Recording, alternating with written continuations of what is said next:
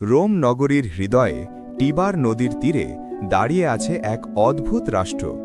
এতটাই ছোট যে আপনি হয়তো 1 ঘন্টায় পুরোটা হেঁটে ঘুরে আসতে পারবেন। তবুও এই রাষ্ট্রের প্রভাব ছড়িয়ে আছে পুরো বিশ্বজুড়ে। এটাই ভ্যাটিকান সিটি। আপনি কি জানেন, ভ্যাটিকান সিটির আয়তন মাত্র 0.49 বর্গ কিলোমিটার, জনসংখ্যা মাত্র 800-র মতো। কিন্তু এখানকার সিদ্ধান্ত কোটি কোটি মানুষের জীবনে প্রভাব ফেলে। আশ্চর্যের বিষয় হল, এদেশে কোনো হাসপাতাল নেই, এমনকি নতুন হাসপাতাল নির্মাণের অনুমতিও নেই। ভ্যাটিকানের ইতিহাস শুরু হয় খ্রিস্ট ধর্মের প্রাথমিক যুগ থেকে। ধারণা করা হয় প্রথম পোপ সেন্ট পিটার এখানেই সমাধিস্থ হন। তার স্মৃতিকে ঘিরেই গড়ে ওঠে মহিমান্বিত সেন্ট পিটার্স ব্যাসিলিকা। 1929 সালে ইতালির সাথে ল্যাটেরান চুক্তির মাধ্যমে জন্ম নেয় স্বাধীন রাষ্ট্র ভ্যাটিকান সিটি, একটি ক্ষুদ্র রাষ্ট্র, অথচ যার জন্মের সাথে জড়িয়ে আছে ধর্মীয় বিশ্বাস, ইতিহাস ও রাজনীতির জটিল অধ্যায়। ভ্যাটিকানের শাসক হলেন পোপ। তিনি শুধু এই ক্ষুদ্র রাষ্ট্রের প্রধান নন, বরং আধ্যাত্মিক নেতা বিশ্বব্যাপী 1.3 বিলিয়ন খ্রিস্টানের। রোমান কুরিয়া নামের প্রশাসনিক প্রতিষ্ঠান থেকে পরিচালিত হয় পুরো ভ্যাটিকান। ভ্যাটিকান হল খ্রিস্টান বিশ্বের হৃদস্পন্দন। এখান থেকেই ছড়িয়ে পড়ে ধর্মীয় দিক নির্দেশনা, বার্তা ও সিদ্ধান্ত। ভ্যাটিকান মানে শুধু ধর্ম নয়, শিল্পেরও এক মহাসমুদ্র। বিশ্ববিখ্যাত Sistine Chapel. Sistine Chapel Vatican মিউজিয়ামের একটি প্রধান আকর্ষণ। এটি 1481 থেকে 1508 সালের মধ্যে মাইকেল অ্যাঞ্জেলো দ্বারা সজ্জিত করা হয়। চ্যাপেলের সবচেয়ে বিখ্যাত অংশ হল দ্য ক্রিয়েশন অফ অ্যাডাম, যেখানে ঈশ্বরের আঙুল মানুষের আঙুলকে স্পর্শ করছে। মাইকেল অ্যাঞ্জেলোর এই ফ্রেস্কো কল্পনা এবং মানবদেহের বাস্তবতাকে একসাথে ফুটিয়েছে। দর্শকরা যখন এই ছাদের দিকে তাকান, তখন তারা মধ্যযুগীয় শিল্প ও ধর্মীয় কল্পনার এক অনন্য মেলবন্ধন দেখতে পান। 2. Saint Peter's Basilica. এটি পৃথিবীর সবচেয়ে বড় খ্রিস্টীয় চার্চগুলোর একটি। এর স্থাপত্য এবং ভেতরের সজ্জা দর্শকদের মুগ্ধ করে। বিশাল গম্বুজ, মার্বেল ভাস্কর্য এবং গোলাকার কলসেরা ভ্যাটিকানের আভিজাত্য প্রকাশ করে। এখানে রয়েছে মাইকেল অ্যাঞ্জেলোর পিয়েটা, যিশুর মৃতদেহের ওপর মায়ের দয়া এবং কষ্টের নিখুঁত চিত্রায়ন। বাসিলিকার ভিতরে দর্শকরা প্রতিটি ভাস্কর্য ও ছবি পর্যবেক্ষণ করে ধর্মীয় অনুভূতি ও শিল্পকলার সংমিশ্রণ অনুভব করতে পারেন।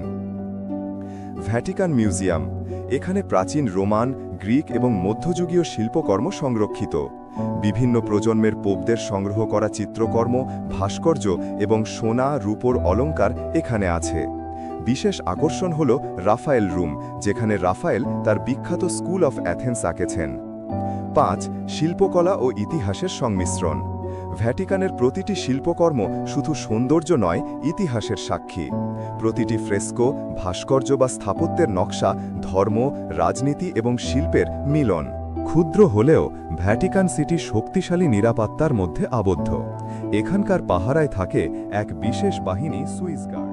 ভ্যাটিকান সুইস গার্ড প্রতিষ্ঠিত হয় 1506 সালে। পোপ জুলিয়াস দ্বিতীয় সুইস সৈন্যদের ভ্যাটিকানের নিরাপত্তার জন্য নিয়োগ করেন। সেই সময় থেকেই তারা পোপ এবং ভ্যাটিকান রাষ্ট্রের প্রতিরক্ষা বাহিনী হিসেবে পরিচিত।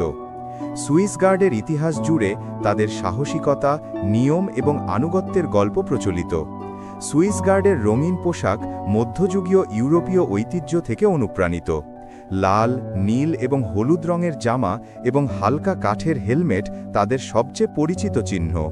পোশাকের ডিজাইন ভ্যাটিকানের ইতিহাস ও সৌন্দর্য উভয়কেই প্রকাশ করে। প্রতিটি সূক্ষ্ম নকশা এবং রঙের বিন্যাস অর্থবহ এবং ঐতিহ্যবাহী। সুইস গার্ডের মূল দায়িত্ব হল পোপের নিরাপত্তা নিশ্চিত করা। তারা ভ্যাটিকানের সমস্ত সরকারি ও ধর্মীয় অনুষ্ঠানেও নিরাপত্তা বজায় রাখে। বড় ইভেন্ট যেমন পোপের প্রকাশনা, ভ্যাটিকান মাসা বা দর্শনার্থীদের জন্য বিশেষ অনুষ্ঠানগুলোতে তারা দায়িত্ব পালন করে। শুধু বাহ্যিক নিরাপত্তা নয়, অভ্যন্তরীণ শৃঙ্খলাও তারা বজায় রাখে। সুইস গার্ডদের প্রশিক্ষণ খুব কঠোর। তারা তীরন্দাজি, র্যাপিয়ার এবং অন্যান্য মধ্যযুগীয় অস্ত্র ব্যবহার শেখে। শারীরিক সক্ষমতা, নিয়মকানুনের প্রতি আনুগত্য এবং সৎ আচরণ তাদের মূল গুণ। প্রতি নতুন সদস্যকে কঠোর পরীক্ষার মধ্যে যেতে হয়। সুইস গার্ড শুধুমাত্র নিরাপত্তার বাহিনী নয়, তারা ভ্যাটিকানের ঐতিহ্য এবং ইতিহাসের জীবন্ত প্রতীক। রঙিন পোশাক এবং শৃঙ্খলিত আচরণ দর্শক এবং পর্যটকদের জন্য আকর্ষণের মূল কেন্দ্র। ছবি বা ভিডিওতে তাদের দৃশ্য মধ্যযুগীয় ভ্রমণের অনুভূতি দেয়। ভ্যাটিকানের কোনো শিল্প নেই, কৃষিও নেই। তাহলে কিভাবে চলে এই রাষ্ট্র? উত্তর হল পর্যটন, ডাক টিকিট, মুদ্রা বিক্রি আর বিশ্বব্যাপী দান। এখানকার সরকারি ভাষা লাতিন ও ইতালীয়। ভ্যাটিকান রেডিও আর ভ্যাটিকান নিউজ পৌঁছে দেয় বার্তা পৃথিবীর প্রতিটি কোণে। কিন্তু রহস্য এখানেই শেষ নয়। ভ্যাটিকান জাতিসংঘের সদস্য নয়। এখানে নেই বিমানবন্দর, আছে শুধু একটি ছোট হেলিপ্যাড। তবুও এই রাষ্ট্র থেকে নিয়ন্ত্রণ করা হয় কোটি কোটি মানুষের ধর্মীয় অনুভূতি। কোনো হাসপাতাল নেই, তবুও সারা বিশ্বের হৃদয়ে প্রভাব বিস্তার করছে। ক্ষুদ্র রাষ্ট্র কিন্তু বিশাল ক্ষমতা। একটি শহর রাষ্ট্র যা নিয়ন্ত্রণ করে কোটি কোটি বিশ্বাস। এটাই ভ্যাটিকান সিটি। ক্ষুদ্র আয়তন, অসীম প্রভাব। কারণ ভ্যাটিকানের প্রতিটি ইঁট, প্রতিটি প্রাচীর লুকিয়ে রেখেছে ইতিহাস, রহস্য আর ক্ষমতার গল্প।